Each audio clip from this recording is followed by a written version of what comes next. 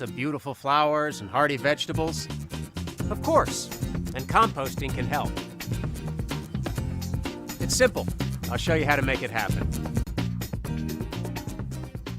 Composting is easy as long as you follow a few simple steps. Anyone can do it. Trust me, you really don't need to be an expert, and it's a great family project. Today you'll learn about the process and why you... Composting is a biological process. Your yard trim materials break down and become a dark, nutrient-rich, sweet-smelling soil conditioner. This process happens naturally with the help of good insects, bacteria, and microorganisms. While that may not sound all that appetizing to us, it is things needed to create ideal conditions for finished compost: nitrogen, carbon, moisture, and oxygen. Compost in your own backyard. Most materials can be described as either brown or green. Brown materials are high in carbon and include dry leaves, wood chips, straw, and sawdust. You can also add shredded cotton rags, dryer lint, and limited amounts of oak leaves and wood ash. Green materials are high in nitrogen and include grass clippings, flowers, and plant trimmings. You can also include fresh hay, prunings, and nutshells. What you leave out of a compost bin is almost as important as what you put in. It's important to keep the following materials out of your compost bin: dairy products, fats, grease, lard, or oils, meat, fish, or bones, and vegetable scraps, since these can attract pests such as rodents and unwanted insects. Diseased or insect-ridden plants, and pet waste. These may have diseases, unwanted insects, parasites, bacteria, or viruses that are harmful to humans or can be transferred to other plants. Black walnut, oleander, castor bean, hemlock, and eucalyptus leaves or twigs, and coal or charcoal ash. These contain poisons or substances that may harm soil life or kill other plants. Plants or weeds that have gone to seed. Seeds can get into the finished compost and grow where you don't want them.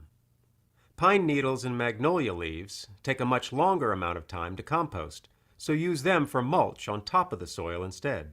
So remember, leave these materials out of your compost bin. To keep a thumb is 3 parts brown material to 1 part green material. Brown materials alone will take a long time to compost, but mixing in some green materials will speed up the decomposition process. But don't worry about getting it exactly right. You'll still end up with good compost. Composting works best when you use a bin, and there are many different types and styles available. So what type is right for you? This depends on the amount of space in your yard, how much material you'll be composting, how fast you want to get finished compost, and your personal taste and style. An ideal compost bin is approximately 3 feet high by 3 feet wide. This size ensures there are some important location that is not too close to your house and at least 1 foot away from any wooden structure, such as a fence or a woodpile. You can set up your compost bin in either a sunny or shady location. If placed in full sun, remember to check the moisture of the pile more frequently. Set your compost bin directly on the ground. To improve drainage, you can place a small layer of twigs on the bottom of the bin. After you add brown and green materials into the compost bin, you'll need to mix it up. Then, add water. If you have mostly dry leaves, you'll need to add more water. Well, that's it. During the composting process, there are a few tips to keep the process working. Keeping the pile moist but not wet will promote beneficial bacterial growth. Make a depression at the top of the pile to collect rainwater. If your pile gets too dry, add some water or green materials which have high moisture content. If your compost pile gets too wet, the excess moisture can slow down the composting process, so adding some brown material such as dry leaves will soak up extra moisture. Stirring and turning your compost pile will allow needed oxygen to enter into the pile. Turn your compost pile every week or two, moving the dry materials from the edges to the center.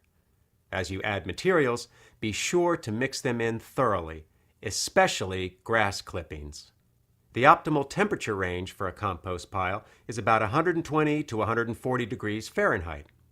Keeping the pile in this range for a period of 5 days creates an ideal environment for the insects, bacteria, and microorganisms to do their work. If the pile gets too hot, it will slow down the composting process. Mix the pile and it will cool down. Naturally, during colder months, how much attention you pay to your compost pile, you'll get finished compost in 6 to 9 months. Too dry. Bacteria need moisture to live, so you need to add water and/or green materials such as grass clippings. You want the compost to feel moist to the touch, like a damp sponge. The compost pile is too wet. You need to add dry brown materials such as leaves, straw, or sawdust to soak up the extra moisture. It doesn't look like anything is happening. If the pile feels warm, it's working. To speed up the process, you need to add green materials and turn the pile to aerate it. The compost pile smells bad. Adding only grass clippings or mostly green material to a compost pile can create unpleasant odors, so you need to add brown materials to minimize these.